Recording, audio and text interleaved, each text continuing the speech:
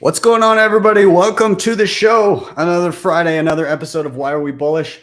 All new guests this week. I'm pretty damn sure. I see these guys or interact with them so frequently on Twitter. I'm never quite sure if it's a returning guest. So very happy to have all these gentlemen today. I hope you guys are having a good week. I hope you're not freaking out too much about the pretty much norm that is Bitcoin, which is volatility. But we'll get into all our reasons for being bullish this week momentarily. As always, this is live. Anything can happen, so I defer to my friend Bill here. We'll do it live. Okay. We'll do it live. Fuck it. Do it live. I'll write it and we'll do it live. And thing sucks. If you have not already, like, subscribe, share. All those things really, really do help the show. And thank you to those of you that do it religiously. I am Ben with the BTC Sessions. This is your daily session.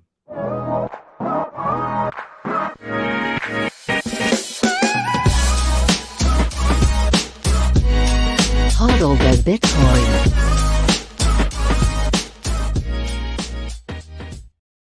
All right, before we bring in our guests, let's take a look at where we're sitting in the market right now.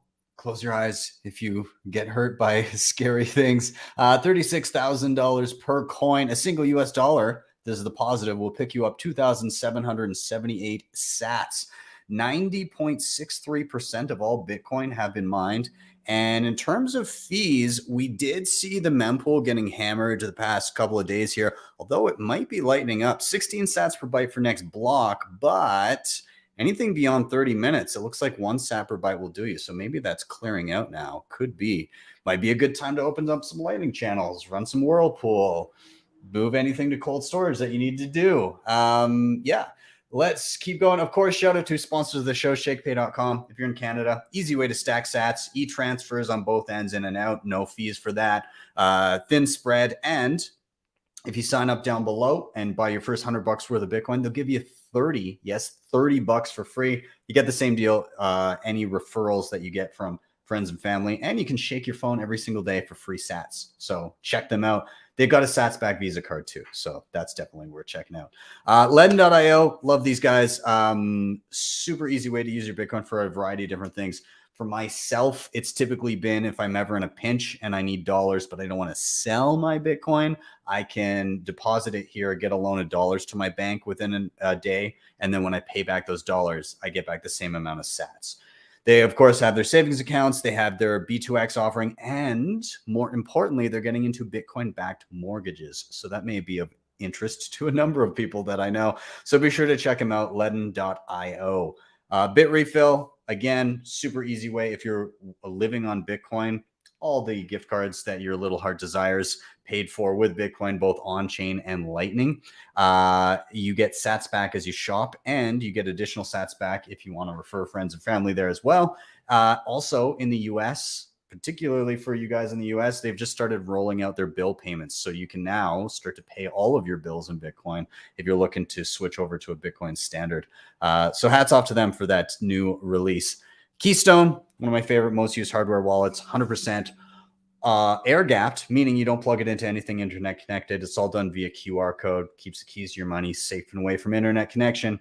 Definitely use the Bitcoin only firmware. Always recommend that, and works awesome with Blue Wallet, Sparrow, Spectre, all that stuff. Pretty good in a multi-sig too. So check them out. And finally, if you're backing up your hardware wallets, get it in steel, friends. You don't want slips of paper sitting around, fire damage, water damage, all that stuff. So BillFodl over at privacypros.io. This is what I'm backing up my stuff with. So check them out. And with that, I'm going to stop my ranting here. We're going to start bringing in our guests. We've got Evan, we got Q, and we got Bob.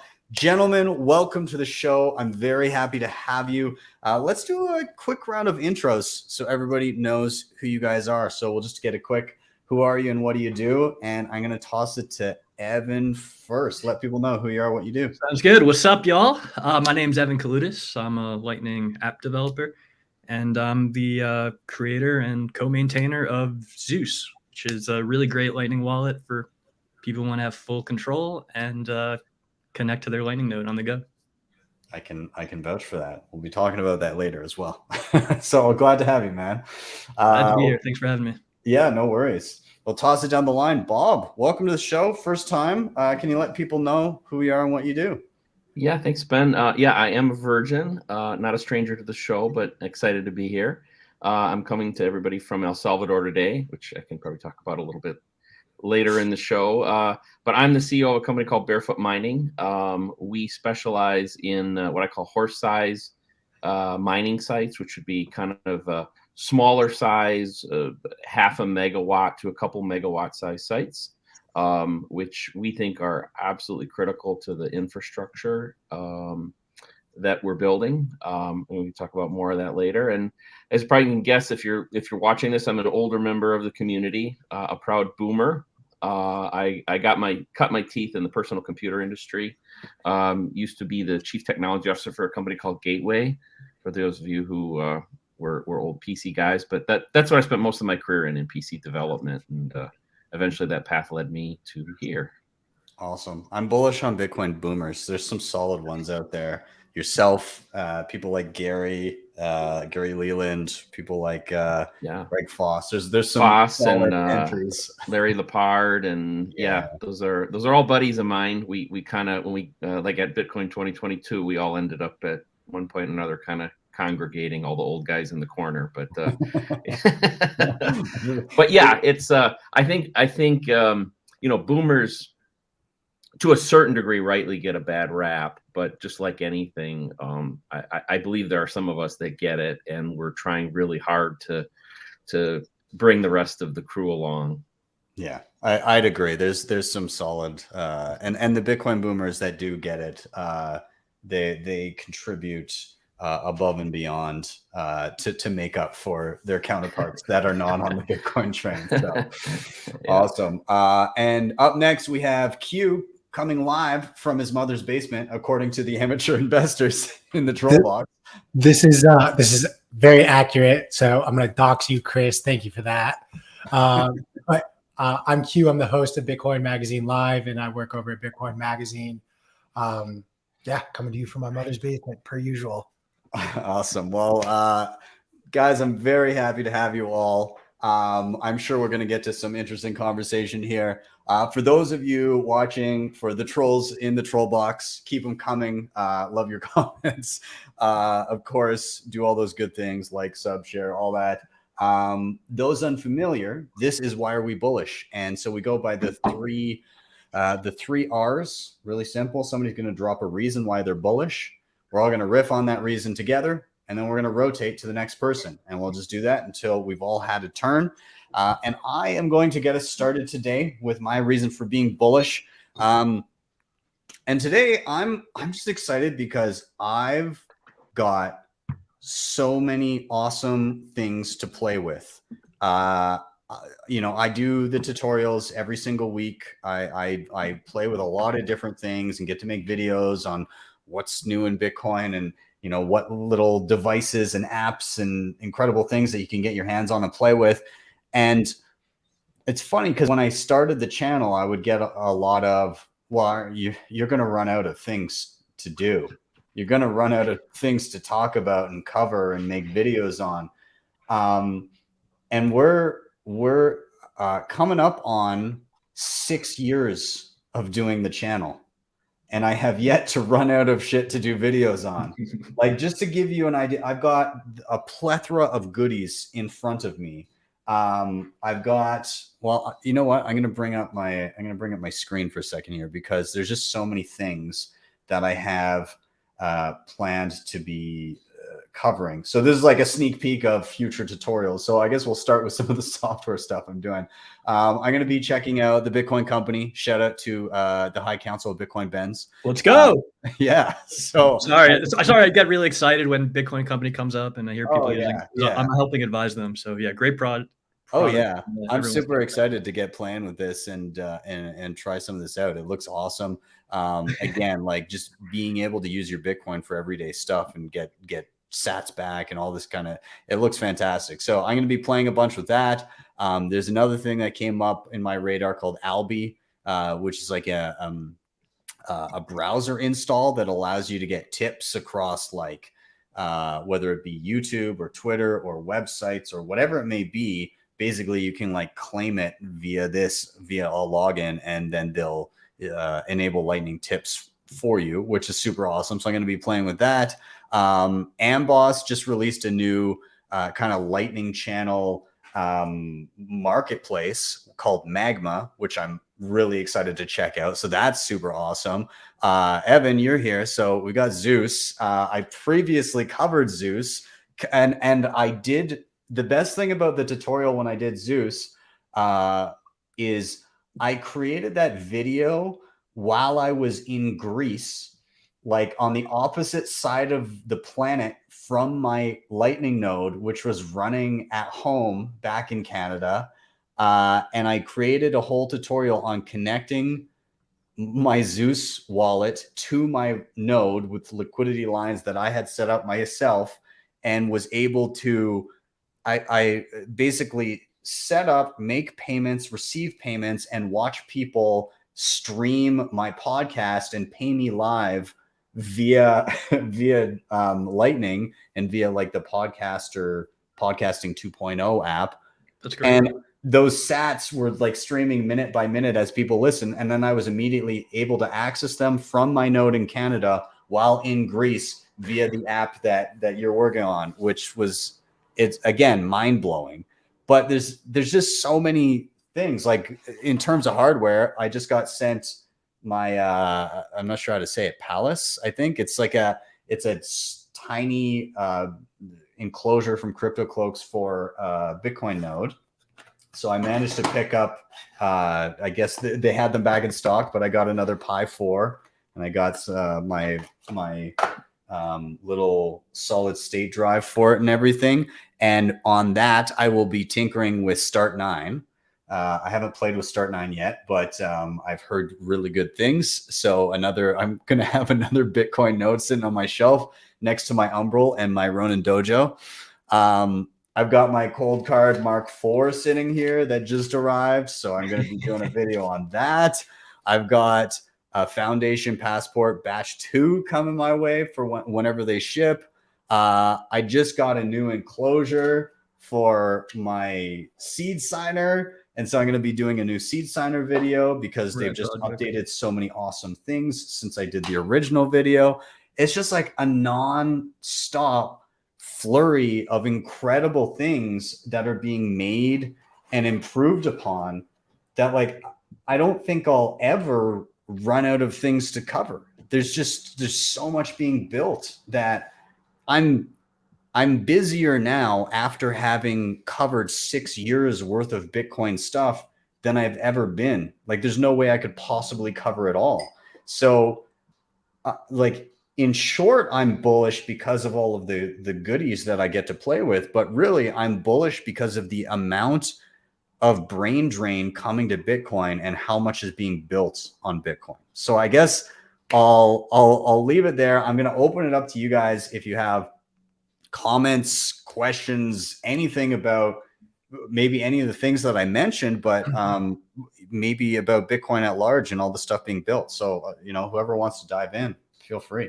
Ben, have you tried selling any channel or purchasing any channels through Magma yet?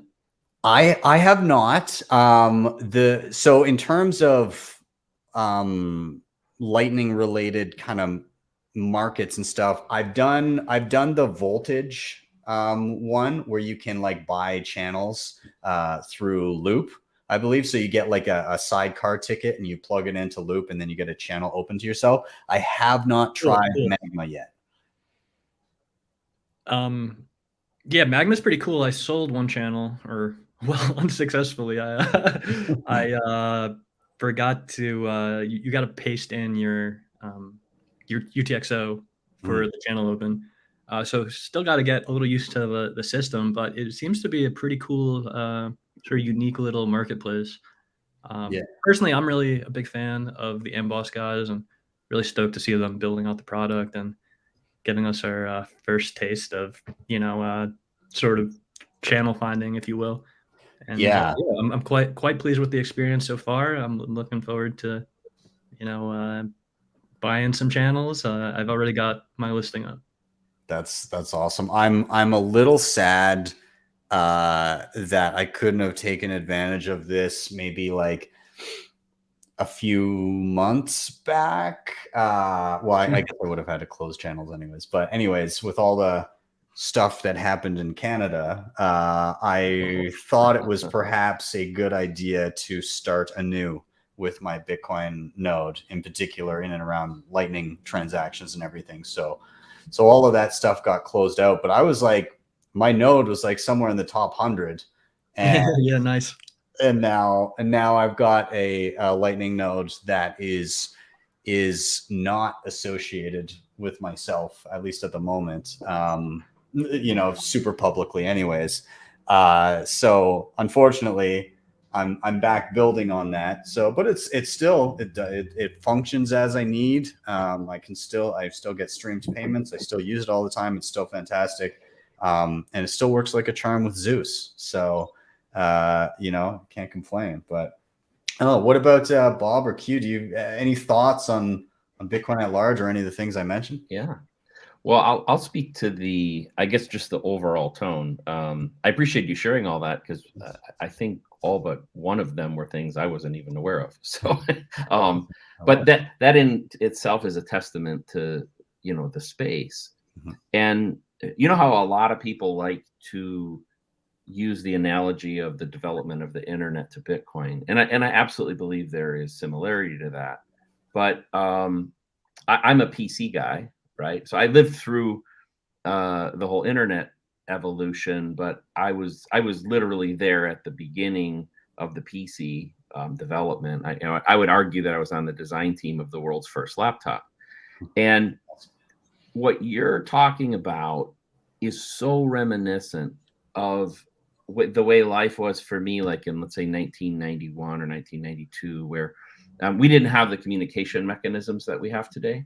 So we would get publications like PC Week, PC Magazine, Byte Magazine, Computer Shopper, you know, and those of us that were geeks in that, we would devour those paper-based organizations, flipping through, but it had the same fervor, you know, guys designing in 1991, 1992, cards with MIDI interfaces, or, you know, another guy doing some sort of faster storage solution, and then, you know, new pieces of software and like all these other things. And it has that same energy, and it's so exciting.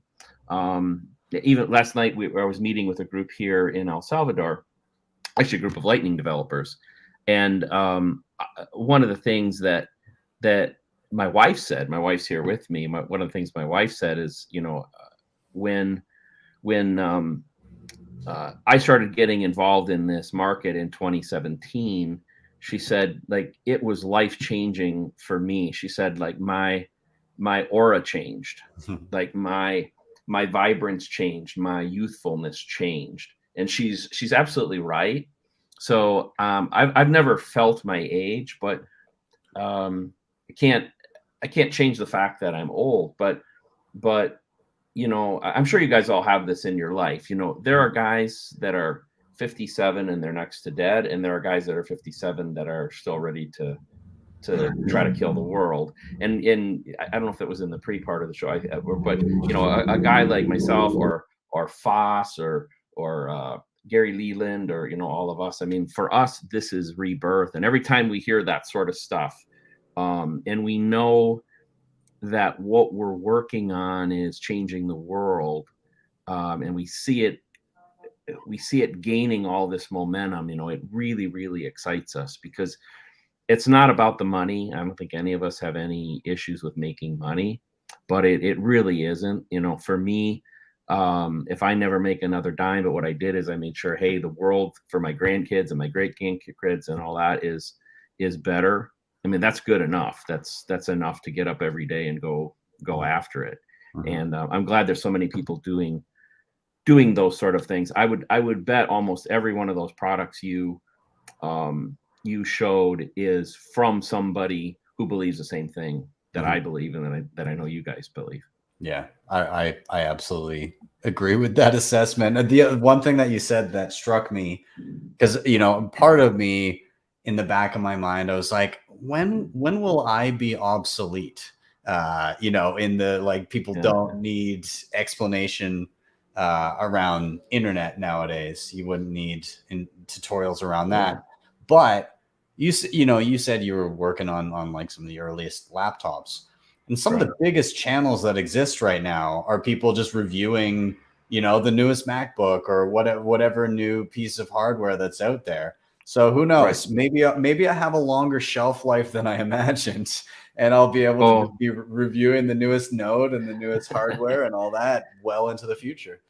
I would be flabbergasted if that wasn't the case. Well, I'll cross my fingers. Maybe I won't have to just fade silently into the background as time goes on, but we'll see. Q, how about you? What are your feelings? I think my big takeaway from this entire conversation has just been the sheer fact that as we continue to build out Bitcoin, its network, and the products to help us interact with Bitcoin, we're not just like, all right, here's the problem, here's the solution. Like, let's now move on to the next product. It's let's refine this, let's make this better. New companies will pop up and like create this competitive advantage to where the best products are being pushed forward, and the marketplace is really dictating that, because you don't have a lot of oversight right now for good. And it's leading to the best products really finding their user base. So what I'm really bullish about this entire conversation is just the sheer fact that the best products have been proven to be winning over the course of the last 13 years, and it'll just iterate out better over the next decades. The interesting thing about what you're saying too is, there'll be incumbents and newcomers and everything, but everything is on a base layer of open source code, and there's this affinity for a lot of products and things that people are building to be open source themselves, which really holds people's feet to the fire to ensure that what they're offering is like above and beyond. It's adds an additional element of that kind of free market pressure of making sure that you are constantly iterating and improving. And we just like literally, I think four of the things I mentioned were, I've got to cover this again because it's improved so much since I did the last video. Right. So it's like there's so many things, new things popping up, but also so many improvements happening on previously existing products that they need to be covered again because the experience is totally different and so much better than previously shown. So yeah, it's a whole new world with everything that's happening, and it will continue to be for years to come. So there's an amazing openness of this community too. So obviously I mentioned the PC industry. Well, the PC industry was developed in cloaks. So like I have several patents. The companies I worked for guarded our intellectual property to the nth degree, and we would scour our competitors' products to find any evidence that they violated our intellectual property. It was very contrary to the open source, freedom of information sort of attitude. If I went to a conference like the Bitcoin 2022 conference, then I would, if it was a similar conference in the PC industry, I would walk around trying to steal secrets and get somebody else to say something. It actually really was kind of almost, I look back at it and kind of cringe at myself for the behavior, but it's what I was taught and they would do the same thing. Like, cause I was the CTO at Gateway. So if I was on a panel chit-chatting with a peer from, let's say, Dell before going up on the panel, he'd be trying to steal something from me. I'd be trying to steal something from him. When are you going to release this new product, or what are you going to do with this? What are you going to do with that? And try to get somebody to slip up. Now it's completely the opposite. Like but when I was at Bitcoin 20, you could ask me just about any question about any of my companies, and I'll tell you, and about how we operate, what our financials are, what our projections are. Anybody can ask me that, and I've got 99% chance I'm going to answer the question.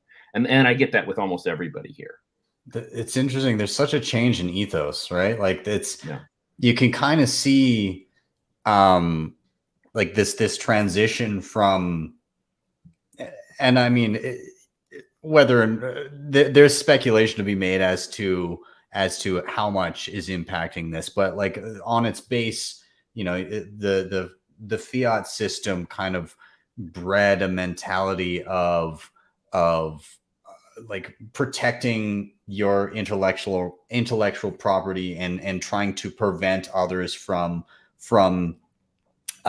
building upon your ideas and trying to basically, like, it's a rent-seeking mentality. And we've had this seismic, wow.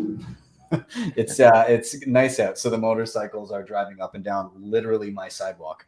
But anyways, there was this mentality of protecting your intellectual property and then gatekeeping as much as possible, and rent seeking as much as possible to squeeze that for every last drop before other people get their hands on it.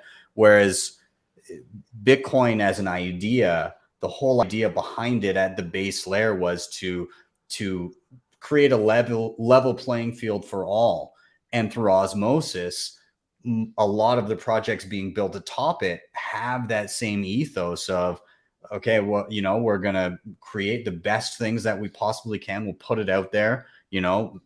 Hopefully we can, either we're doing it altruistically just to create things, or we're, maybe we can turn a profit. But a lot of the mentality is, we're going to build the best things we can. We're going to try and keep it as open as we can so that others can build atop what we've just built as well. And it will enrich all of us for being part of this broader ecosystem, because it puts us all further ahead. We're now trying to outpace the previous rent-seeking system and take its place with a better system. So I love that juxtaposition there. And the community, I think, polices the behavior. Mm-hmm. So if it definitely does, right? So if an individual or a company starts to behave outside the ethos, they get called on it really quickly. And there's that whole thing about how toxic is too toxic or whatever. But I really appreciate it. I think it's fantastic, and I think it's a model not just for Bitcoin, but I think really for all businesses and maybe even kind of all governments and all lifestyles, that you can count on the community itself a lot more than people have a tendency to believe. Yeah, I'd rather an adversarial environment that betters us all than a non-adversarial environment that stagnates, right? Yep. Yeah. Awesome. Well, I think I'll round that one out there. I know mine was pretty disjointed and all over the place, but I was just really excited about all the cool shit sitting on my desk right now. So I wanted the chance to rant about it a bit. But we're going to do a little rotation here. Again, everybody in the chat, thank you for being here. Keep the comments coming. I'll pull up more as I see them come in. And let's toss it over to Evan. I'll let you have your little rant. What are you excited about this week? What's got you bullish?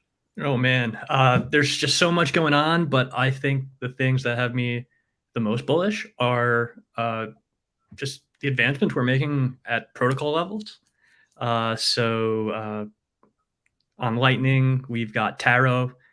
That is going to enable assets to be created within Taproot scripts on Bitcoin, and for those inputs to be added to channels on Lightning Network. So that's going to be incredible. There's some people who are like, okay, like, why would I want to use the US dollar on Lightning? And to be honest, I probably won't use it like that. I mean, I think we're pretty privileged to be in the West and have real easy access to the US dollar, but many people in different countries in different situations might not have access to the dollar, which is the world's most stable fiat currency at the moment. But I'm really excited about the prospect of what getting this infrastructure into these different institutions will do. Yeah. Um, You're keeping it PG here, right? yeah. But basically, I think that Lightning, let's say US dollar on Lightning, has the ability to provide an experience that's comparable to what we see in traditional banking apps and payment apps at lower fees than, say, cards, which is something that Morgan Stanley has come out and said that is the case. And once this network is embedded into all these institutions and apps, we can go and say, hey, listen, guys, you have this great network that's facilitating your US dollar payments. You guys know it has a native token on it. You know what that native token can do. So I'm really excited about Taro, especially as a not only just for people who in developing countries who need access to dollars and can't just hedge all on Bitcoin, but I'm really bullish on it as a Trojan horse of getting this network into all these different institutions and it being one click away from putting Bitcoin everywhere. So that's number one for me. I'm also very bullish on splicing on Lightning Network.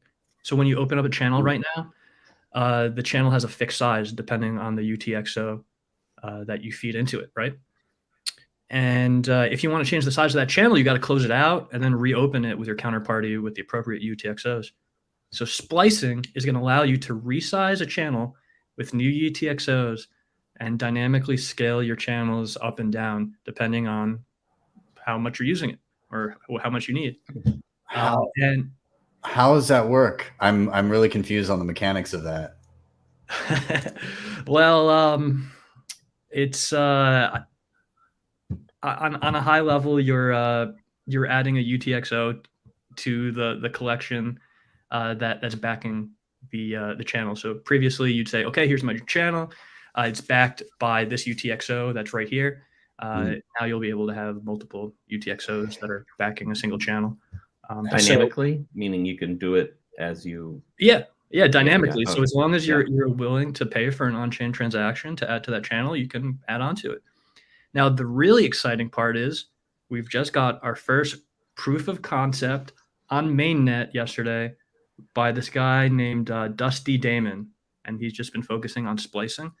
And it looks like you can do it on mainnet now. It seems like the spec just needs to be fleshed out a little and put into all the proper implementations. But this major pain point that I felt has been like an issue on Lightning is about to be solved. Wow. So super excited about that. And then last thing I'll talk about very briefly, because it's very convoluted and there's a lot of nuance to it, is just been very bullish about all the discussion about covenants, about CTV, and the small discussions around any prev out, which I'm personally very bullish about because of the enhancements it's going to make for the Lightning Network through the L2 spec. So there's a lot going on. Anyone who says that Bitcoin development has stagnated, does not know what the hell they're talking about, is misinformed or is just shilling their own bags. So we've got the greatest minds in the world working on this machine, and it gets a little bit better every year. Damn. Okay, so hold on. I've got I maybe wanted to touch on Taro, and sure, because I've seen, like, obviously it can do a lot of incredible things. What are some of the just because I'm sure people will be curious, what have been some of the criticisms of it? Because, like, obviously it adds functionality. That's a good thing without screwing with the base layer as well. But I've seen some people be critical of it. Are you aware of some criticisms of it, or is it just like general, like, oh, do we need this, or I don't know? Okay, so number one, people are apprehensive towards shitcoins, fiat currencies on Bitcoin, and that's a completely understandable take. I understand that. people argue that we're now going to be using precious block space for these shitcoin assets, right? And I really don't see that as an issue as long as people are paying for that block space, right? Yeah. If it's your sats, they're going to the miners. Do with it as you please. And yeah, I mean, just some arguments about the spec, where it's going to be implemented, but I'm fairly confident the vast majority of Lightning implementations, if not all, will have some level of support for creating these sort of channels and moving these assets around. Interesting. I feel like everyone's main concern should be dissuaded by two major things that are going to be huge. It's number one, that sort of Trojan horse effect of getting this network in all to these major institutions. This is something that we can end up seeing in stuff like Venmo and your traditional commercial bank. But also people are not taking into consideration how the routing schemes are set up and how the channels work. And you don't need to find a full path of, say, US dollar channels to make a transfer. Just the receiver and the sender need to have those asset channels. So people in the middle are just moving around sats, which means all of us can potentially be making money from routing these transactions and not even knowing that they're for US dollar or euro back tether thing. Well, there's there's a whole degree of like privacy additionally to this because nobody knows what the hell asset is being transacted. Yeah, that's definitely a nice perk too, right? Compared to, traditional transfer. I mean, listen, there's always counterparty risk for the issuers, right? I'm sure there's going to be some not so great people that are going to be issuing assets through this manner. And they're always going to have the ability to freeze those coins if you're going to redeem them. But if it's trivial to exchange these assets for Satoshis and move them out to a UTXO however you want, then who the hell cares? I think Taro is going to be a huge net benefit, not only for Lightning Network, but for Bitcoin as a whole. Yeah. Yeah. And again, with the criticisms, when I was looking at them, the main one that I saw is like the shitcoin argument of, oh, we're going to have shitcoins on top of Lightning. Whoopee. Okay. Yeah. I mean, a bad idea outside of Bitcoin is still going to be a bad idea on Bitcoin. Yeah, but at least you get rid of the people necessitizing creating an entirely new blockchain with different infrastructure to spin up their scammy crap. And I think in the end, if it's a garbage idea, it will fail as it would have if it was its own blockchain. And the best ideas will bubble to the top. If something actually is useful, somebody will use it. Great. And it doesn't affect the base layer.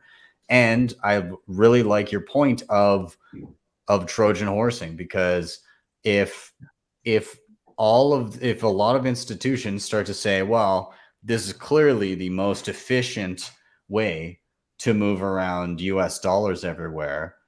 If we get to a point where shit really hits the fan and US dollars are not desirable anymore, they're already plugged into the Bitcoin network. And they can just say, well, just send me sats because a sat is now worth more than a US dollar. So yeah. It's going to be great, because that software is going to have to run underneath it anyway, right? Yeah. It's like just create an address and start sending yourself Bitcoin to it. Yeah. It's the switch is already going to be flipped on. So super, super excited by all that stuff. I feel like the potential for a lot of shenanigans on there are somewhat limited because you can't just be putting in these like Solidity contracts where all the state is saved. We're still limited in our block space. And furthermore, I really don't think that Taro is super conducive towards NFTs either because of how the channels are set up. You're not going to want to doing a channel of a one asset is not going to make any sense on Lightning. So yeah, you could still really do them, but you're not going to have all these nonsensical things with complex logic on there. So I think it's all a positive in my eyes. Awesome. Well, I don't know if Bob or Q have anything to add in here, anything that you wanted to comment on or add questions to what Evan had. I'm genuinely curious. Like I sit on the side of the coin, definitely, that is like why do these stable coins add value to the Bitcoin ecosystem at large? And Evan, I'm genuinely curious as to like what broader benefits in the intermediate time frame, like in our lifetime, does this benefit? And then after our lifetime, and then like beyond that too, like when the last Bitcoin is mined, like what do these stable coins actually add to the Bitcoin ecosystem? I think it's mostly short term. I think we're talking about people, let's say someone in El Salvador who may have some exposure to Bitcoin, but they can't be 100% Bitcoin because they have expenses like their house and food or potentially other costs, schooling maybe, that's denominated in US dollars. So let's say you're in a down market that we could potentially be going into right now. I'm not super convinced, but sort of seems to be the trend. You might want to be able to de-risk, and someone who might not be as affluent as someone in the traditional West, you're not going to really have that luxury to take that gamble and potentially not be able to pay off your rent for your family's home every month. So I think that people who are really complaining about the semantics of it and what value it adds for Bitcoin are mostly speaking from a position of privilege. So I think we need to think more so about how it can affect people's lives now. To be sort of purist about it and say, oh, you're not doing Bitcoin the right way because you're using US dollar on Lightning is like, so it's sort of dickish and not seeing the larger picture. But, everything else I said stands true about getting that infrastructure into place and having institutions really embrace it with open arms is one step away from them embracing Bitcoin with open arms. That's awesome. I love it. Bob, any other thoughts? Yeah. First, I'll follow on that.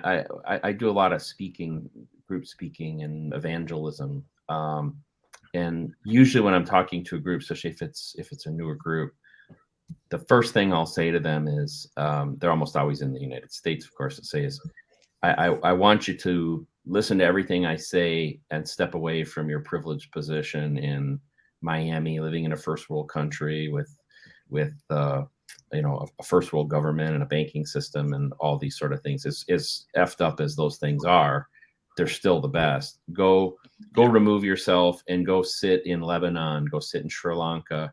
I have the benefit of my wife being from the Philippines originally, and so I've learned a lot by learning about the world through her eyes. And she was born in 1970 in the Philippines, which was in the middle of what was called the Marcos regime. And the first 16 years of her life, she lived under martial law. So her entire formative years were from that perspective.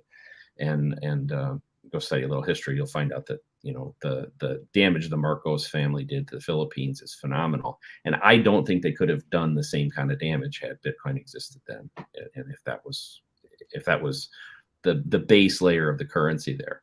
So I think what you said there is really important, Evan. I also think that using Lightning or Bitcoin is as I don't think we have the right. It's almost like a free speech thing.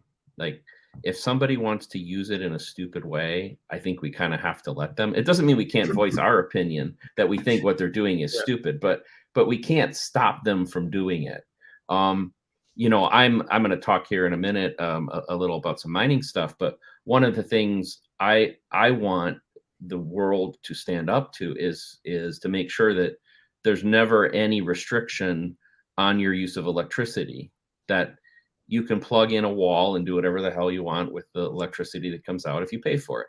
And I think it's an extension of the exact same thing. If you want to do something stupid on Lightning or something stupid on chain, go for it, pay for it, suffer the consequences. But we can't try to police that. I guess that's the important thing. I think the moment I'm not a developer, I'm a hardware guy, but I think the moment if the software community says, well, we're gonna have to try to stop somebody from doing X, Y, or Z, then that's a failure point.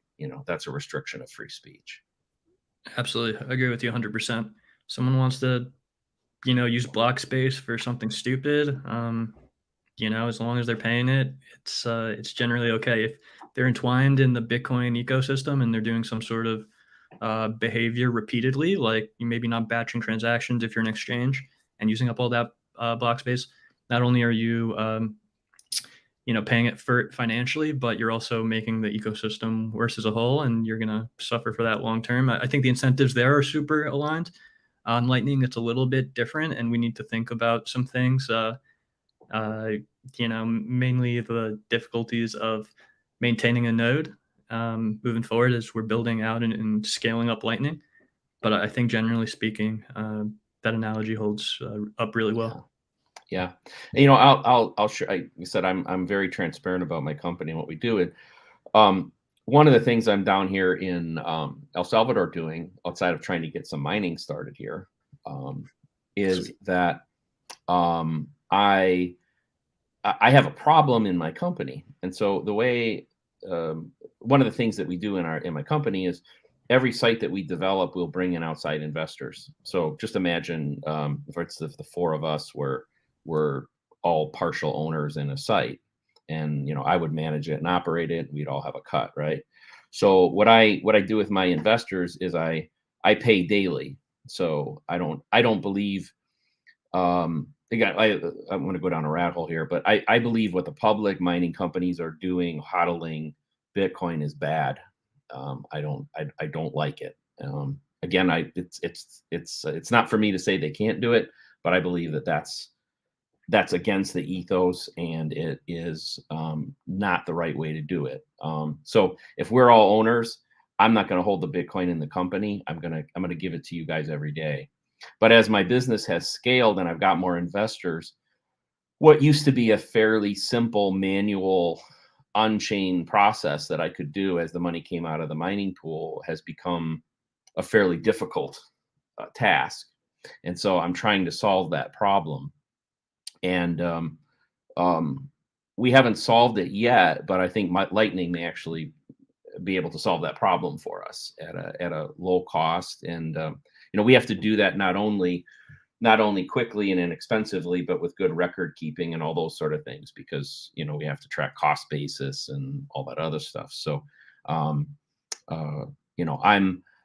learning about a lot more about Lightning than I ever did. But the importance of it, what guys like you guys are doing, Evan, is just so important to where we're all going as an industry. So I appreciate you very much.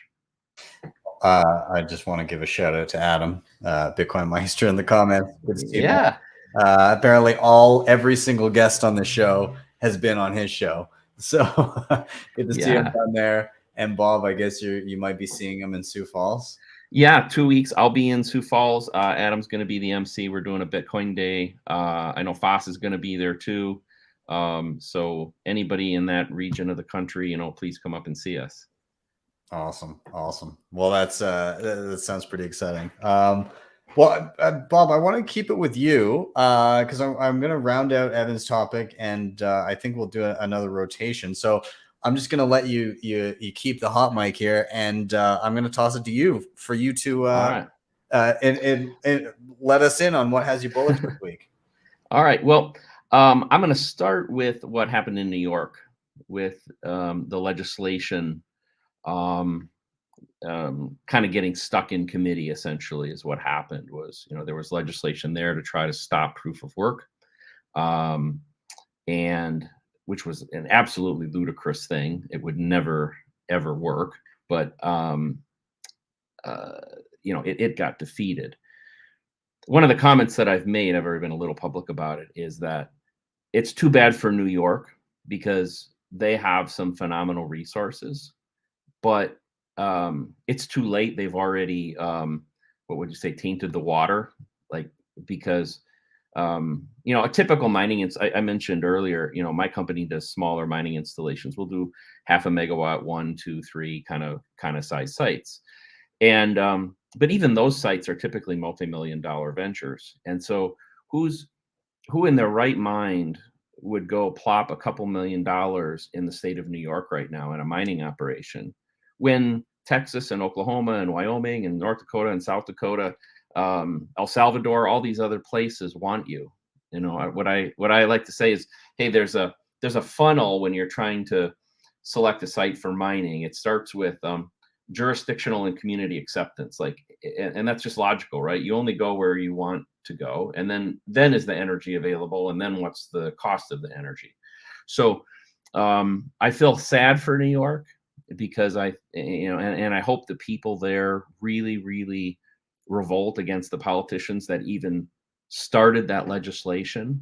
And I hope it's a message to the politicians as well, that even introducing the legislation creates a problem. Just because you didn't pass it doesn't mean that it doesn't have the same effect as if you did pass it, because it kind of does. They're gonna get what they want, but they're gonna also have to suffer from the fact that their state's not gonna get the capital. It's not gonna be a home for this stuff. I'll contrast that, because this is the why we're bullish stuff, is that next week I will be in Michigan. And I don't think this is public, but I can say it. I'll be testifying before the Michigan Senate next week, because the Michigan Senate is going to be, it's in committee right now. I'll be testifying before the committee to do the exact opposite of New York, which is to bring in a very open, embracing, bipartisan law. It's got a little too much blockchain cryptocurrency language in it, frankly, for me, but I got to kind of go along with it. Just, because it doesn't exclude us, right? It doesn't exclude what we're doing. So that's really bullish. And I think what we're seeing is it's really fascinating. You have 2 of the top 10 states by population and economy in the country, Michigan and New York, and one's going to win and one's going to lose. Right? It's very simple, because what Michigan is doing, and I'm not announcing I'm going to Michigan right now, but I'd say they're absolutely still on the list. And if I find the right site, I'm going to be there. Right? I find the right site, I'm going to be there. There is not a price in New York where I would go there. It's too big of a risk. There's no price. No, I mean, honestly, it's ridiculous. So little bit of context. I'm a New Yorker, born and raised. I left about, I don't know, when did we leave? October of 2020. So yeah, it's just openly hostile to Bitcoin, and you cannot make sound business decisions in an environment that's hostile to the industry that you're trying to help bring to the city and state. So it's really just a calamity, a real travesty of justice. The things that people like Ben Lawsky have put into place in New York, and it's doing a real disservice both to the city, the state, and all the constituents of the state. New York is going to be left in the dust as far as Bitcoin innovation goes. Yeah. And I don't really have any pity for the politicians that are going to be seeing dwindling tax revenue. I have a lot of pity for the citizens who don't really have any option and can't really get out. I just will not be coming back to New York until it's at absolute rock bottom, and that seems like what's going to happen, because every time a new politician comes in, whether it's the mayor or the governor, it's every time they get worse and worse, and they become increasingly hostile towards Bitcoin. So, you get what you deserve on that. Yeah, and they clearly don't listen. Oh, go ahead, Q. If I may, because there's something that you guys have both brought up that I wholeheartedly agree with. And that's this idea that these politicians actually give a rat's ass about anything other than what's going to get them more votes. Eric Adams did exactly that. He went from, I'm going to take a paycheck in Bitcoin to, I'm going to take a paycheck in Bitcoin and Ethereum. I'm going to be Bitcoin focused. I'm going to be crypto focused. And he slowly but surely rolled it all back until the day came where he said, you know what, actually, not only am I not going to do Bitcoin, I'm going to make it harder for Bitcoin to operate in this city, in this state all of a sudden. So when we watch all of these other politicians in every other race around the country start to tout a pro-Bitcoin platform, I hope this is a lesson that Bitcoiner, single issue Bitcoiner voters pay attention to, because they're going to promise you the world and then not deliver on it, on just like everything else all politicians always do. That's my mini rant. Sorry. Had to be. Listen, Yeah. these people are rats. They are seeking more power, attention, and money, right? And you cannot give them an inch. We saw the bit license come out, and if previously was, one-step process, right, or multiple steps, but it was a one-time thing. You go through all the hoops that pay all the filing fees, pay the lawyers off, right, and you're good. You got your license. But that wasn't enough. Now that you have everyone escaping from New York because of horrible policies, not limited just to Bitcoin, they've been losing on tax revenue. And what they're doing is they're putting the squeeze on Bitcoin businesses. Not only do you have to apply for the bit license, go through all the hoops the first time, but you got to get an annual assessment now. That is no doubt going to be hundreds of thousands of dollars, if not millions of dollars, for Bitcoin businesses in New York. And listen, if businesses want to stay there and comply, well, maybe next year it'll be, biannually, or maybe you have to do it every quarter. And if you keep playing these stupid games, you're going to keep winning stupid prizes. I've got to say that Losky is a scourge on the name Ben. It is an attack on the name Ben. And I think that the existence of Ben Losky may have actually been the impetus to the rising of the High Council of Bitcoin Bens. I think that's why we see such an influx of Bens in Bitcoin to undo the damage that Mr. Losky has done to the name Ben. And so it is my mission and the rest of the High Council to ensure that we not only undo all the damage that Ben Losky has done, but supersede it by creating such positivity in and around Bitcoin in other jurisdictions outside of New York that it will be, we've got our work cut out for us, because that guy is a grade A piece of shit. And the best part is he puts out all of Wait, we could curse on this show? Oh yeah, you can say whatever the fuck you want. Fuck Ben Losky. I'm saving that. He puts out all of this legislation, and then he goes, didn't he go work for Ripple or something? He went through the revolving door, and he ended up being an goes out and he's like, "Oh, you and guys, now I made this currently he's at super complicated, so I'll help Yeah. you navigate this now." Like, fuck you. Come on. Yeah. I set up the hoops. Let me teach you how to jump through them when they're lit on fire. So it's just like the perfect scheme. Like I can't believe people are this brilliant. Doesn't it all the while just pretending that you're doing it for the betterment of your community? Yeah. Because New Yorkers are too stupid to have access to Lightning on-ramps. We can't possibly be able to decide what's good for us as far as cryptocurrency investment goes. We need these jerks deciding, what the best decisions for us to make are. It's ludicrous, and I welcome Bitcoin steamrolling all these people and slowly whittling away at all of these institutions. I'm confident. We've up to a PG-13 rating, apparently. I'm confident we are going to steamroll these guys, and I have this expression I use. They call it the unholy trinity, and the unholy trinity is the central banks and governments, it's the environmentalist extremists, and it's the altcoins. And what started, I think, as a three different groups all attacking us independently, they've started to kind of loosely coalesce. And if you look at the altcoin shitcoin group, it's led by Ripple. So it's I actually didn't know about the Losky Association to Ripple even, but it's not surprising, because I think that's like the lead demon of the cause, right? Is Ripple, and I just cringe every time I see that, because what happens is I'll be shocked if I don't hit it when I'm in Michigan next week testifying, but there's always some other crypto expert, right? There's always another crypto expert, and every time a media source or somebody quotes this crypto expert, it's somebody associated with Ripple. And like the Chris Larson bullshit from what was that, a month ago or so, of we don't need proof of work in in Bitcoin. So that's like that Greenpeace campaign, right? Where they say, okay, we need to change the code. There's a group of 20, 30 people that can make this decision. Hashtag change the code. Let's change Bitcoin from proof of work to proof of stake. Yeah.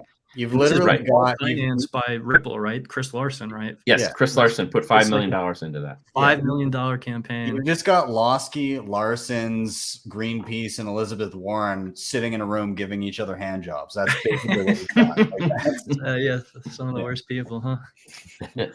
That's hell right there. Yeah. That's the definition of hell. Yeah. Sitting in a room with those groups. No, it's ridiculous, but I mean, it was maybe inevitable that they all found each other like a match made in hell. Like they're all just, they're just like, this thing won't go away. We can't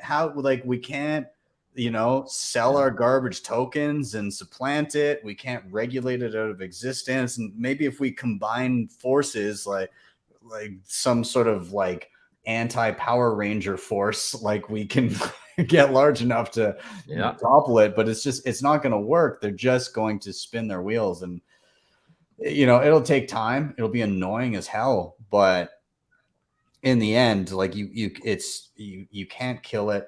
It's just going to prolong the inevitable. So, I mean, get on board or die in the meantime. Or die. Yeah. I feel like it's also like a lazy effort. It's like, oh, we put together this webpage and started a hashtag. It's like, guys, submit a pull request. What Bitcoin Core is open for anyone on GitHub to submit a pull request. Submit it, write the code, get discussion going in the comments.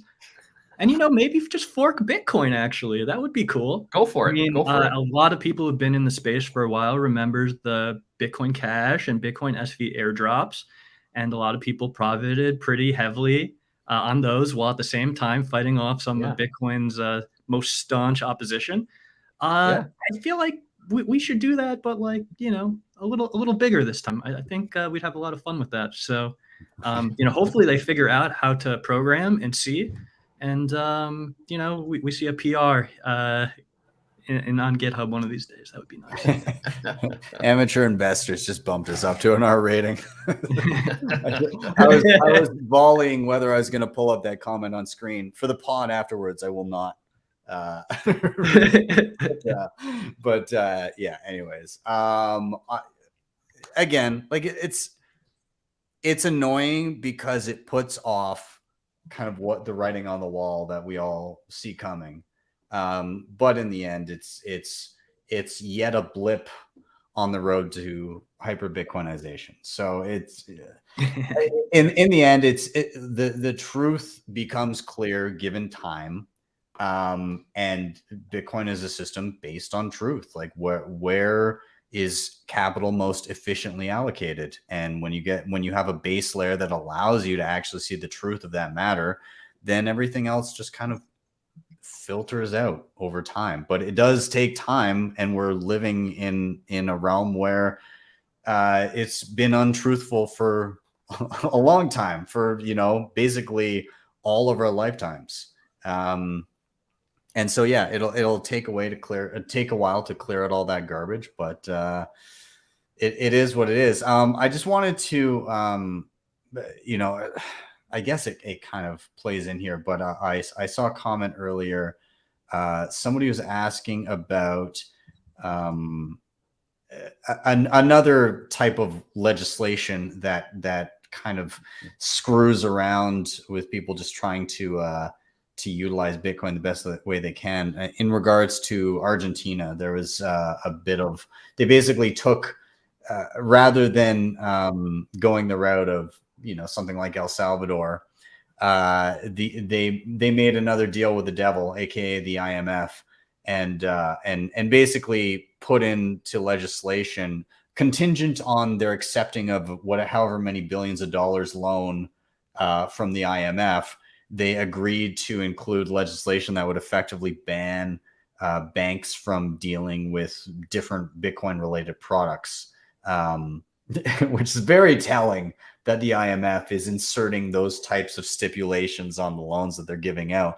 But the person had asked, hey, like, is there other ways for people to get Bitcoin in Argentina? As far as I know, like this bank legislation does not prohibit people from actually obtaining Bitcoin through regular means or exchanges or something like that. But I did make a thread earlier today, just basically like ways to obtain Bitcoin without a centralized third party. So RoboSats, that's a relatively new one that you can get Bitcoin without needing any. You basically just need a Lightning wallet.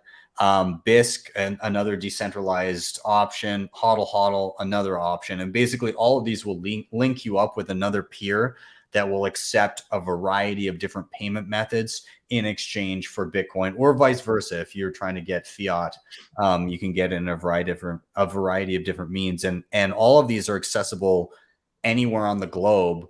And you can obtain Bitcoin or get fiat for your Bitcoin if you need to be paying for something locally. And again, it kind of points to the fact that all of this bullshit legislation is just not even maybe delaying the inevitable a little bit, but more so just making it a bit more of a pain in the ass. But then kind of reinforcing Bitcoin in that we're like water. We're building the tools that enable the people to work around all of this bullshit, all of these blockades that have been put in their way. You're not going to stop people from getting and utilizing Bitcoin. You're not going to legislate mining out of existence. You're going to push it to favorable jurisdictions, and you're going to see in real time flag theory play out, not just with individual like bags of meat, but with entire networks of value, right? So again, it's just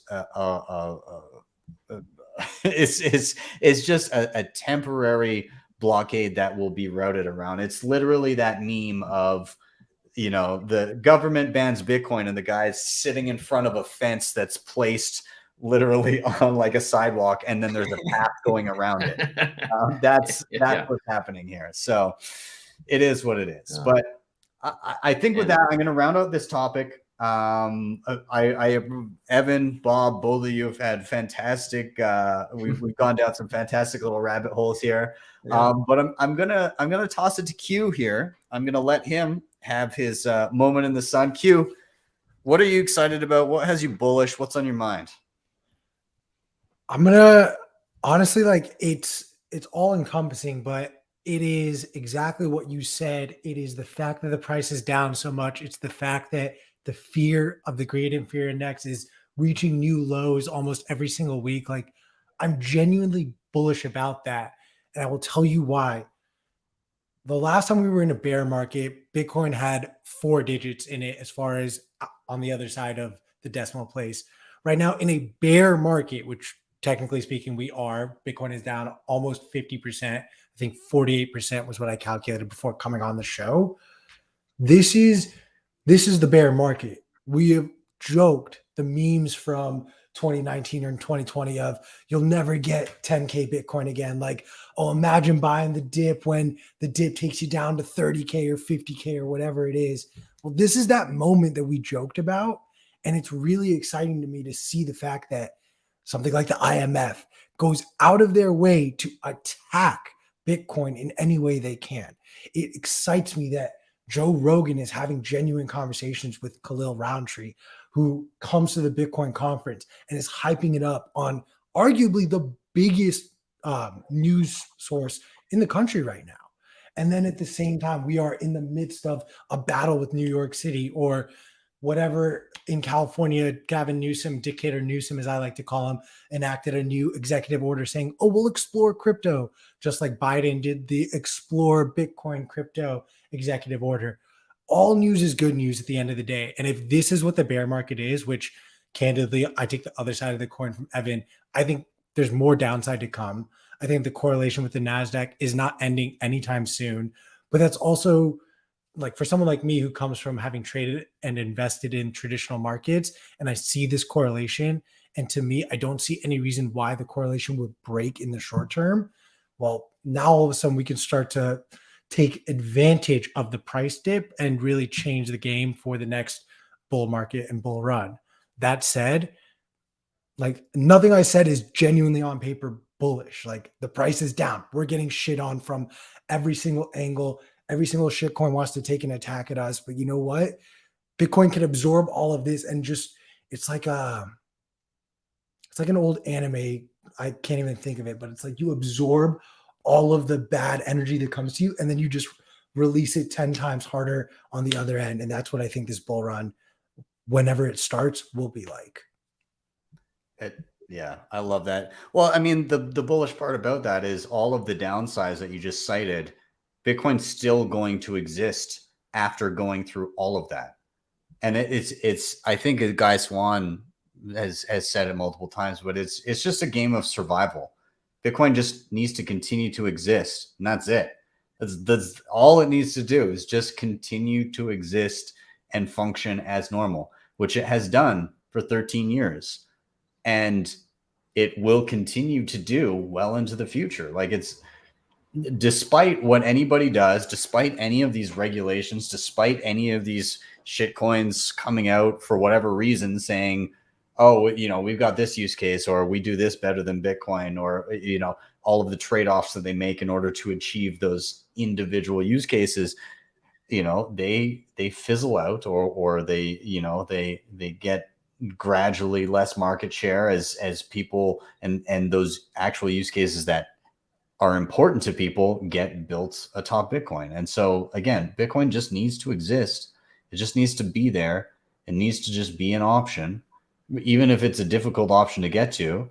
If the situation becomes dire enough for different people in different places, they will gravitate towards Bitcoin and they will utilize it. You're right. Like, Bitcoin could continue to dump. It could continue to go down. Okay. We've been here before. We've been here so many times before. You sit around long enough in Bitcoin, you've seen it all, right? Like, it's my first year in Bitcoin was 80% down. I was born into the bear market. I was molded by it. Like, that's, you get desensitized. And the beautiful thing is, I was listening to John Vallis had the macro hang the other day. He had like Foss and Pish and Jeff Booth on, and they were all talking. And I listened to another one with Tomer Strolight, and they were kind of reflecting on what happened down in Miami, and they were like, you know, I don't recall talking about price the entire time. I was there with every Bitcoiner I know, and every Bitcoiner that knew who I was and came up and talked, and price didn't come up a single time. And that's the best part about Bitcoin. Like, we're all here saying, you know, price follows eventually, but we're more interested in what Bitcoin is enabling, in that it's an off-ramp for the perverted monetary and fiscal system we're currently living in. And that's the beautiful part about it. You know, and not only that, but we're conditioned to have that low time preference to just ride it out. Okay, great. Bear market. Fuck it. I don't know. I was already on a 10 or 20 year time horizon anyways. Who gives a shit? Right? Like, it doesn't matter. I don't know. Evan, Bob, do you guys have comments on this? Q, do you want to say anything more? I mean, the one thing I do want to add, and I'll give Chris the nod for pointing this out, like, truly the best producer, even when I'm not on BM Live. The hash rate's at an all-time high. And this is what? We're at now a year from the China maining ban. So it's, again, this reminder of attack us all you want. Like, Bitcoin, and also pet peeve, I fucking hate the world DeFi, decentralized finance, all of it. The only true decentralized finance is Bitcoin. There's no marketing. There's no business behind it. There's no powers that be that are pushing it forward. It just continues to be and live. And people who are incredible and far more technically advanced and savvy than I am will continue to build off of this incredible technology to make it more user-friendly for, again, the technically unsavvy people like me, who will sit there and watch BTC sessions videos 10 times over just to set up my cold card. But alas, I will finish my rant, and I'll pass the mic to Bob. Oh, all right. Well, I love everything you guys say except for one thing, and that's that I don't believe we're in a bear. And I think Q, what you just said, hash rate's at an all-time high. Okay, my 80-year-old father hasn't called me in panic yet. I've been orange pilling people for 5 years. I haven't even got one phone call. I got a phone call 3 or 4 days ago from a guy I've been trying to orange pill that didn't get it, who finally called me up and said, "I just sold everything. How do I buy the Bitcoin now?" It I think you said it, Ben. At the conference, I didn't talk about price with anybody. Like it's not relevant. I'm out raising money right now for new mining sites.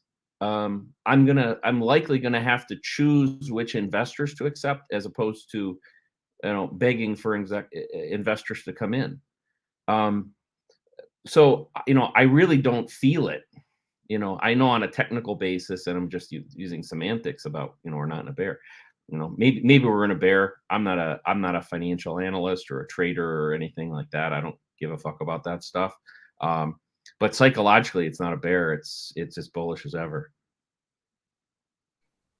I agree. It's the earliest bear market that I experienced. There was genuine sentiment from a fair number of people that there was a question as like, is Bitcoin coming back? That didn't as much exist in 2017. I mean, mainstream media, yes, Bitcoin's dead. They'll do it every cycle from now until the time we die.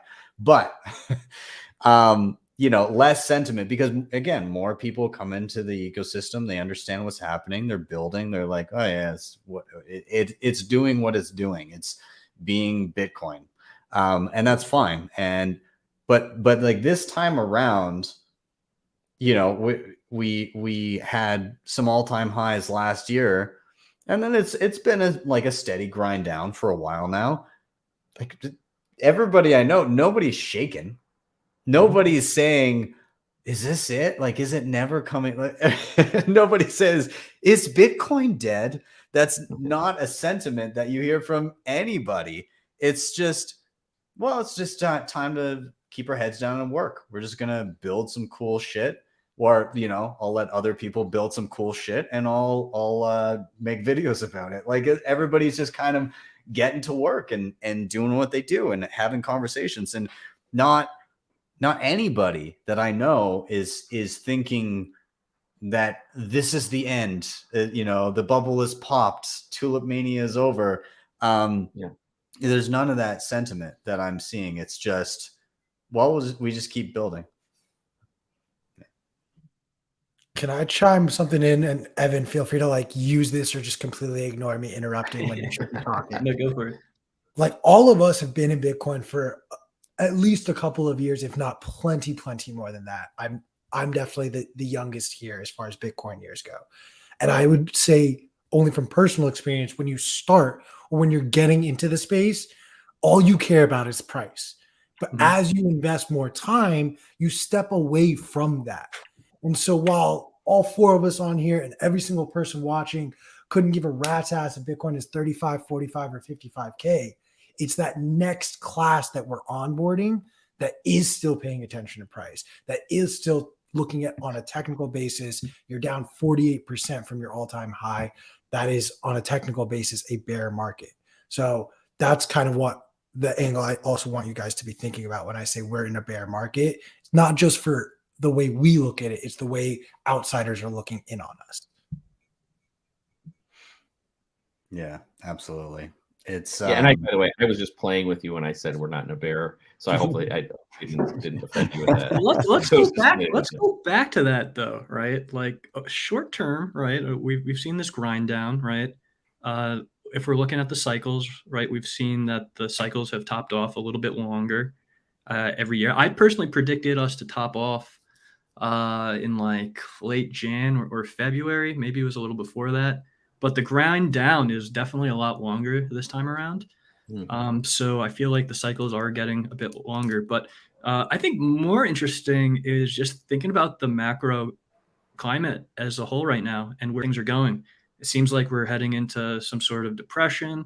There's a high possibility of stagflation. And personally, I see a lot of parallels between the early and mid 1970s, where, oil prices went through the roof. People had to conserve, only get gas on some days, and what that kind of market looked like, right? And we had a few things in that time that really did well, and that was mostly hard assets and energy. So like gas prices went up, metals. And I think there's a really strong possibility that we see a lot of that repeat in the next couple of years. And we see Bitcoin being a huge benefactor as, all these central banks are dealing with this crazy infusion of cash into the economy that's been pumped in because of the COVID hysteria. And, just trying to find ways to keep that all afloat, balancing inflation and employment rates. I feel like the central banks of the world have really dug themselves into a bit of a hole now, and things just seem very much different to me. I truly believe that, we could definitely see a brand new Bitcoin all-time high, far before the next cycle. Yeah, it seems like the halvings are definitely having less effect because, I mean, early on, like a drop from 50 Bitcoin to 25 Bitcoin every 10 minutes is substantial in relation to the existing pool of Bitcoin, right? But I mean, 90% plus of all Bitcoin have already been mined. And it's all priced in now. Everything's priced in now. Yeah. But it seems now that the largest effect on the price of Bitcoin will be people understanding Bitcoin. And so previously, like, supply and demand was just kind of doing its thing, but now it's going to be supply, demand, and understanding, right? It's knowledge that will do its thing. The more people have a better knowledge of what Bitcoin is, or the more people with enough capital that have an understanding of Bitcoin, the more the price will be affected to the upside. Because as people understand it and they have the capital to actually acquire Bitcoin, then that Bitcoin's not going anywhere, because they're going to accumulate it and they're going to sit on it for an extended period of time and perhaps use it as a mechanism to borrow against, but they're going to hold on to their Bitcoin because they value it. Whereas previously, again, like that supply and demand of new Bitcoin coming onto the market, it had a stark effect on the market itself, because the market was used to X amount of Bitcoin being gobbled up, and now that's cut in half.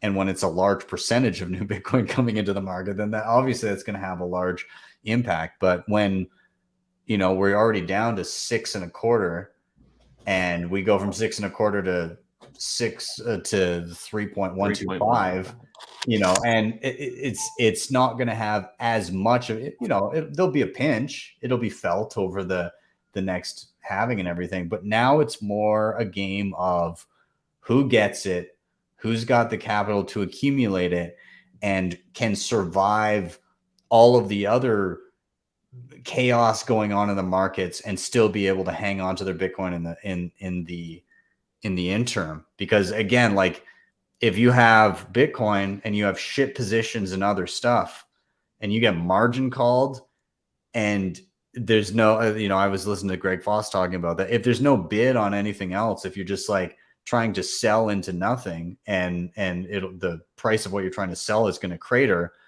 the only thing you have to sell is the thing that actually has value. And you may not want to sell Bitcoin, but you may be forced to cover your other positions if you're, doing the fiat thing and leveraging up.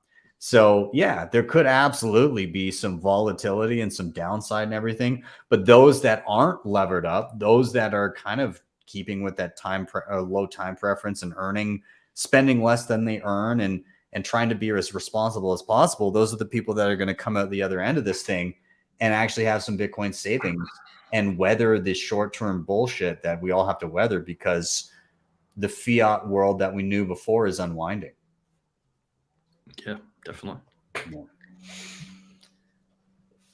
No, we've always had this, I say always, but there've been many things written about the correlation between price and hash. And Q mentioned it earlier, you know, we're at an all-time high.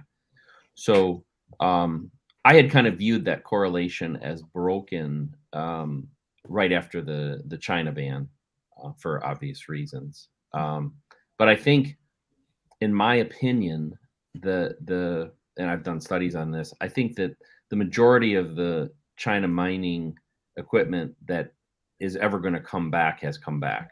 That we're kind of at that point where maybe we're in the last 15% or so of that equipment still looking for a home. And what we're really seeing now is, you know, true capital investment in new equipment. We also, I believe it was yesterday or the day before, I can't remember, but we passed, you know, block 735,000, which is the midpoint of the, you know, of the halving cycle. And so, you know, we're now chasing the roughly 2-year cycle. It's actually slightly faster than that, but we're chasing that. You know, I can say as a miner, yeah, I'm not the biggest in the world, but we're still accelerating. You know, we're going to add more sites this year. The bigger guys, and maybe save that for another time, they're still accelerating. You know, so I think we're still going to see that hash go much, much higher. I think the danger, by the way, for all of us is if price doesn't respond and or fees don't come up a little bit, there can be a squeeze on the mining community come roughly, you know, March, April of 2024. You could see those that are less healthy run into some issues because the reward, because, you know, we're basically operating on about $40,000 or $40 million a day in the mining community, if you use it in the dollar terms, or about 910, 915 in Bitcoin terms. That's our livelihood. So anyway, I guess the reason I bring that up is, to me, it's another reason to be bullish. Though I believe the price hash correlation will return.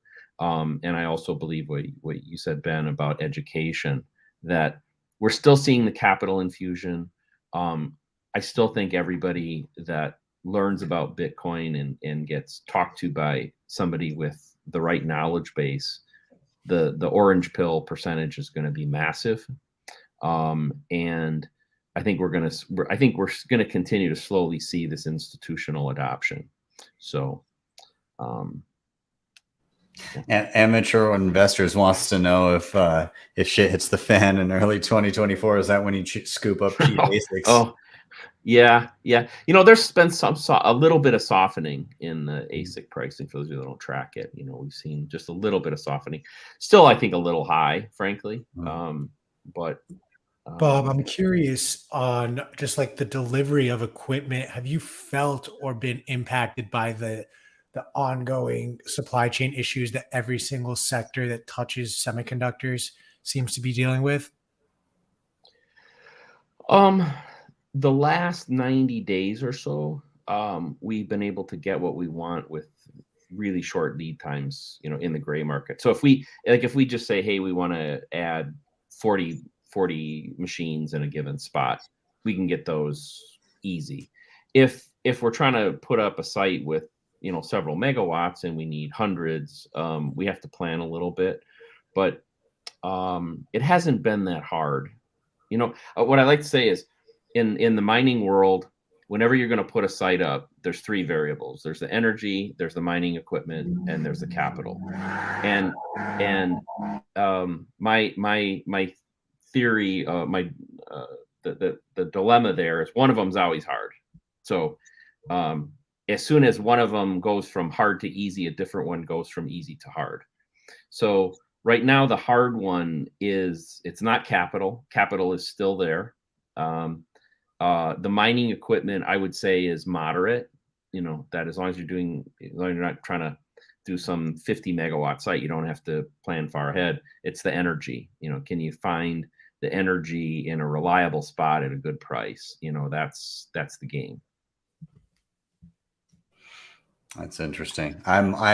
This is my mission this year is getting into mining and creating that tutorial video series. You know, how to obtain a miner, how to calculate your power, what hookups do you need, how do you set up the machine, how do you get set up with a mining pool. Basically all of that stuff is what I need to cover.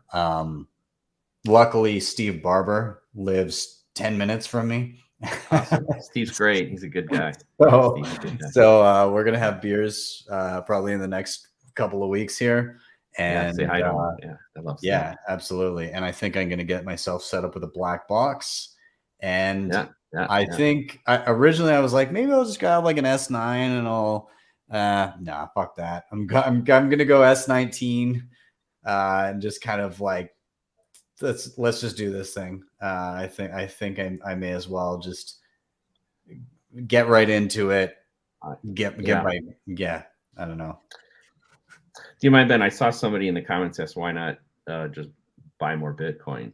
And that's a long topic, but let me give you the short answer, which is if you take $1 and you invest it in mining today, and let's say over the course of the next 4 years, Bitcoin just goes up and to the right, and it, you know, you probably would have made slightly more money buying the Bitcoin. But if it still ends up at the same point, let's say it's at 250,000 4 years from now, but it gets there on a variable path, on a volatile path, which we all know is the way it'll go, the mining will outperform it by a good measure, because we talked about the correlation between price and hash. So when the hash rate comes down, as long as you keep mining, when the hash rate dips, you own a bigger percentage of the world's output. Okay. And then it's also downside protection, because let's say you bought it a Bitcoin for $40,000 today, in 4 years it's still at 40. You've obviously gone nowhere. You'll almost certainly be profitable at a decent level having mined. So I'm not discouraging anybody from buying Bitcoin. Obviously, I strongly encourage it. But I think what I would recommend to people is, as you acquire more Bitcoin, it becomes a bigger percentage of your net worth. Start peeling some off, and if you can, get involved in some mining, because it's almost like inside the Bitcoin ecosystem. It almost is kind of a self-hedging thing. In fact, interestingly, if you just look at it from stacking sats, and somebody also said something about non-KYC Bitcoin and all that. So yeah, if you want to go that route, you certainly can. But if it's an extreme case, let's say we really are in a bear, and let's say this bear goes back down to 10,000 or something like that, and you mine through that, you'll have a shitload of Bitcoin, you know, and just hodl. I mean, it's the same thing. You just hodl. Adam Back has talked about that on some of his streams. So the best times were mining through the bears. You know, when the company did the very best is mining through the bears, especially if you're willing to measure your business in Bitcoin. Yeah. So I've got I was looking up what I'm paying per kilowatt hour the other day, and if I'm not reading it wrong, I'm paying like 7 cents. Oh, that's really good residential. Really, really good. Yeah, that's crazy. Yeah. So, 7 cent in US dollars or Canadian? No, it's like Canadian. Oh, wow. Even better. Jeez. So I mean, unless I'm reading that wrong, but I had my bill pulled up in front of me and it showed me the kilowatt hours and everything. I've got to look a little bit closer, maybe just to double check. But like, even if I'm wrong and it's 7 cents American, yeah, you're still gonna crush it, especially with some S19s. Yeah. You just got to make sure your breaker in your house can handle it all. You know what I mean? Yeah. It's a newer home. It also, and I know that Steve Barber will cringe when he hears this, but because it's a newer build, it's got solar panels on the roof. Steve will be like, motherfucker. but regardless, I mean, it does cut down on the bill like $30 a month or something, and it just came with the build anyway, so whatever. But yeah, I mean, it could be not so bad getting an S9 in a black box and eventually, like, I don't have a garage yet, but we will eventually build a garage out, and that it'll just heat the garage, right? So those harsh Canadian winters. Yeah. Oh yeah. Those minus. We had a few stints of like -30, -40 this winter. It's kind of sucked. Sweet. So it sounds like you got a lot of the formula down. It's really well, I was gonna say the sound, but the black box seems to handle pretty much all of that. So it's just like figuring out the heating. But yeah, that's awesome. So yeah, the only other thing I would say you should check out is sometimes, at least providers down here, they have variable rates throughout the day where their pricing varies. Yeah, that might mess up your. I think we're locked into a rate. Oh yeah, it's a flat rate. Yeah, it's a flat rate, and we locked into it like 2 years ago. Oh, sweet. Okay, so everything's coming up big now. That's great. Yeah. So we got it for, I think, a couple, at least a few more years. So yeah. Very exciting. Yeah, we'll see. But anyways, I guess I'm going to start to round this out. What I will do of you guys, I've got I'm going to get some final thoughts, but I'm also going to give you guys a challenge. And the challenge is to recommend, and I'll do mine first so you have some time to think, but to recommend a piece of content that you have found helpful at any point in relation to Bitcoin or topics that relate to Bitcoin in some way, shape, or form. So that could be a book, a video, a podcast, a magazine, an article, whatever it may be, something that you have found helpful along your Bitcoin journey. So I guess my final thoughts from today is just, if you're new in Bitcoin, let's say like the past year or so, you've started to kind of come in and you're sitting around looking at this and you're looking at the price and you're feeling kind of grim about things. I mean, if you're sitting here, you probably got a relatively level head, but nonetheless, look to what's currently being built. Look to all of the things that continue to happen regardless of current price action. And that will give you an idea of the value therein. Because I'm a firm believer that when we get our bull runs, those bull runs, a large portion of them are predicated on what's been built in the previous number of years leading up to them. Sometimes it can get a little heated and it can go above and beyond the price we quote unquote deserve. But I mean, the past year, it was exciting, but comparatively, it was pretty muted. And if you see all of the incredible stuff that's being built, I think Bitcoin is worth above and beyond where we're currently at and where we were at any point last year, just in the sheer utility value that it offers the world in contrast to the legacy system. So that's kind of where I sit. And in terms of content to check out, I'm kind of on this one. It kind of falls in line with the whole flag theory thing. But I'm reading The Nomad Capitalist, Go Where You're Treated Best. And so I'm a big fan of free market competition, and I think it applies to countries as well now, whether that be where you domicile or whether that be where your company is or where your money is. And I mean, I guess Bitcoin technically doesn't have a place that it resides. It's in the cloud. But regardless, I think it's worth looking at those things and us seeing that sovereign individual thesis continue to play out as it, I believe, is already kind of currently playing out. So Pairing Nomad Capitalist with a read of The Sovereign Individual might be a pretty solid little bit of reading for yourselves. So I'll leave that there. I'm going to toss it down the line to Evan. Do you have any final thoughts for today? And do you have a recommendation of any piece of content for people to check out?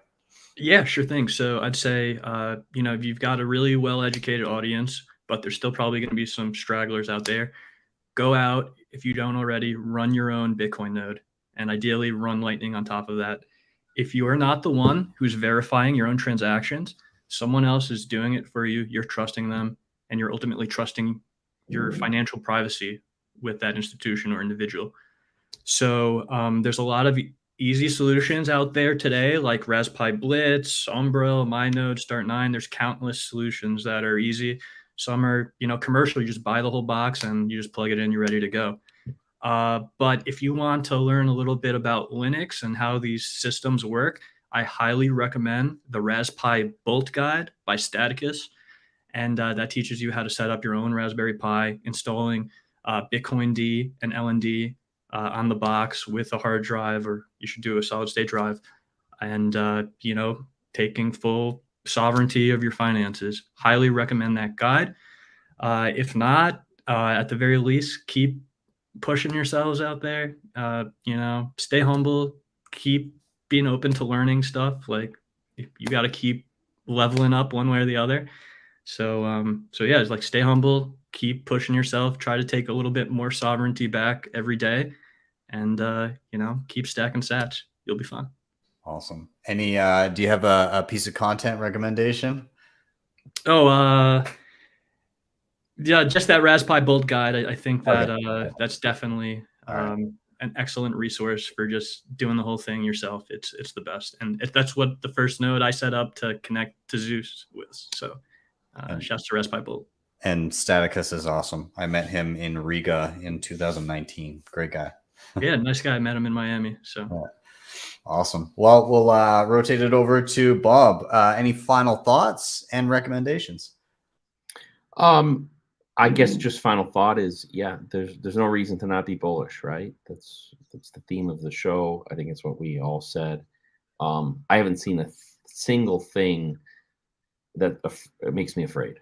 Like, there's not a single thing. So I'm pegged at 100, right? I mean, I have no fear. So on the fear degree index, I'm at 100. But I don't like that. Actually, I don't like that, because I don't think that the two choices are fear and greedy. I always kind of objected to that. I think just because you're not fearful doesn't make you greedy. But anyway, reading material. I actually found Austrian economics way before I found Bitcoin. I started studying Austrian economics in the early 2000s. I actually have a degree in economics as well as a technical degree. But I recommend like Mystery of Banking by Rothbard. Just to, you know, go kind of see what, you know, what was maybe in Satoshi's head, what kind of things were rattling around in his head when he was trying to make this thing happen, and, you know, what were Szabo and, you know, some of those guys pondering when they started coming down this path. Yeah, that one. And then obviously, I'm not going to recommend the Bitcoin Standard or any of those sort of things, but I assume everybody's read all those sort of books. But I think one, especially if you are in kind of the newer class, I'm class of 2017, right? So if you're from anything from that period forward, I recommend the Book of Satoshi. And also, I guess I'll throw 3 out, and also the Block Size Wars.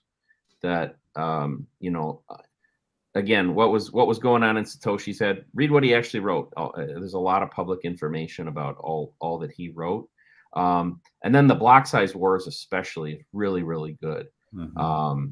You know, and I think it'll teach you a lot about governance, and when you know, we're talking about things, whether it's the latest BIP 119 or whatever, you know, what's really going on, how might it work, where are the power bases, what can you do as an individual? I think all those things are really important.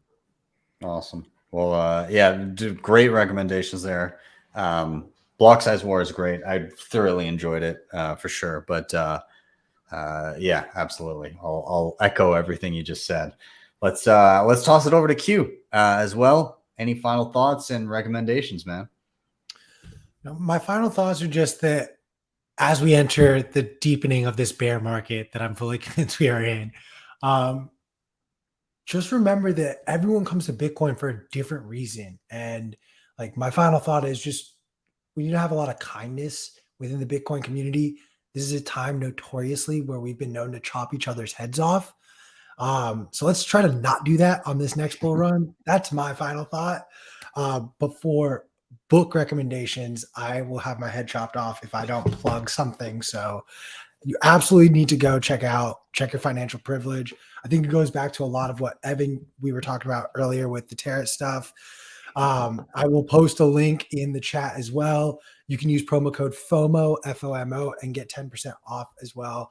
But highly recommend. Gladstein does an excellent job of just bringing to life people and struggles from parts of the world that most of us will never venture to. And not to knock those parts of the world, but it's just stories and humans that need to be brought to life that Alex Gladstein does an excellent job. And another book that I do want to plug, not anything to do with me, but more so because it's taught me so much about just like capitalism and how we have never, in my lifetime at least, maybe Bob can speak to it a little bit more, not to dig at you, but in my lifetime, we've never seen real free market capitalism. And this book, 23 Things They Don't Tell You About Capitalism, really helped me to understand that. Shout out my buddy Kyle Foreman, who gave this to me back in college.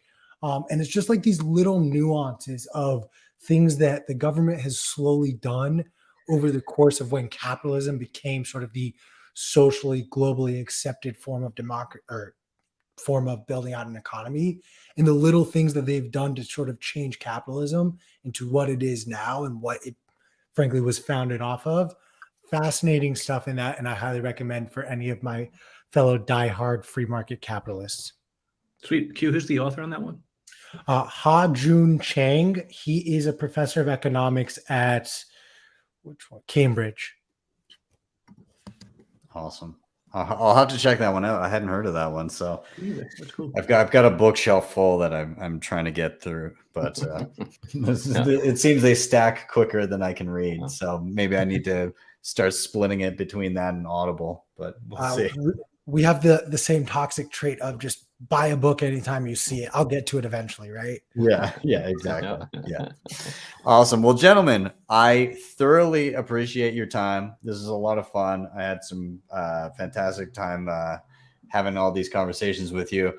Of course, all of you are welcome back anytime. Anybody watching, again, all of their Twitter handles are in the show notes down below. So give them all a follow and you'll be able to find everything that they're up to through their Twitters, I'm sure. But guys, again, thank you so much for your time. And I'm sure I'll be chatting to you all again soon. Thanks so much, guys. All right. Cheers. I will talk to you guys later. Awesome. Everybody watching, thank you so much for being here. As always, I hope you had a good time. Friday, always the best time of my part of my week where I get to just chill out with awesome Bitcoiners. It's a lot of fun, and these guys were no exception. So definitely give them a follow. Links are all down below for them. Outside of that, like, sub, share, all those things really, really do help. Everybody in the chat, thank you for being here and dropping your comments. Before we log off here, again, just a reminder, we've got workshops coming up in Kelowna, or I guess just the Okanagan, if you're around, and in Vancouver in July. So I'll be there, Kelowna, July 9th, and Vancouver, July 16th. Both are Saturdays. On each day, there will be a morning session from 9 till noon, and that's for the beginners. So probably not too many people watching the show right now, but maybe you got friends or family that might be benefiting from some hands-on, direct, like reciprocal learning. And they're capped to 20 people per session. And that beginner one is going to be all like hands-on self-custody. How do you start a wallet? How do you back it up? How do you restore it if you delete it? How do you send and receive Bitcoin transactions? What is a Bitcoin transaction? How do you deal with Bitcoin fees? What are Bitcoin fees? And then some hands-on with hardware wallets too, to hopefully send them down that pathway of self-sovereignty and get them kind of taking a look at different types of hardware wallets so they can decide which one is best for them. So I'll have a whole bunch of samples there for them to take a look at. The afternoon sessions are deep dives on the cold card. So everything cold card, from initial setup to backing up, to seed XOR, to doing air gap transactions, to using passphrases and decoy wallets. We're going to kind of run the gamut. And those are 4 hours in the afternoon from 1 to 5 p.m. Anyways, you can find links for that at btcsessions.ca/events. 10% of all profits from tickets are going towards me going down to El Salvador and actually doing free workshops for the locals. Not Bitcoiners that are affluent and are going down for a tourist reason, but actual locals that need that education. They will get it for free. So that's the goal there. Anyways, check them out, btcsessions.ca/events. And yeah, come learn some stuff and help some locals in El Salvador at the same time. With that, I'm going to wrap up. Thank you guys so much for watching and or listening. Please do like, subscribe, share. If you want to help the show another way, you can hit up the sponsors down below: Shakepay, LEDN, Bitrefill, Keystone, BillFodl, all down below. And if you really liked what you saw, you can drop a Bitcoin tip at my Strike page, strike.me/BTC sessions. Type in any amount you want there. Hit the tip button. You'll be greeted with a Lightning invoice, or if you tap the arrow to the right, a regular Bitcoin QR code. With that, I'm out. Have yourselves a wonderful day or evening, wherever you may be. See you guys next time for your daily session.